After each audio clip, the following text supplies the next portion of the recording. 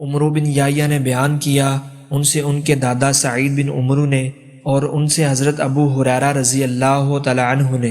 کہا کہ نبی کریم صلی اللہ علیہ وآلہ وسلم نے فرمایا، اللہ تعالیٰ نے کوئی ایسا نبی نہیں بھیجا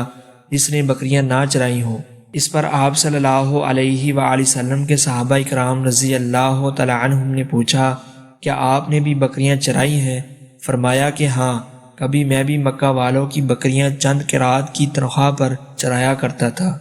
یحییٰ بن سلیم نے بیان کیا، ان سے اسماعیل بن امیہ نے، ان سے سعید بن ابی سعید نے اور ان سے حضرت ابو ہریرہ رضی اللہ تعالی عنہ نے کہا کہ نبی کریم صلی اللہ علیہ وآلہ وسلم نے بتلایا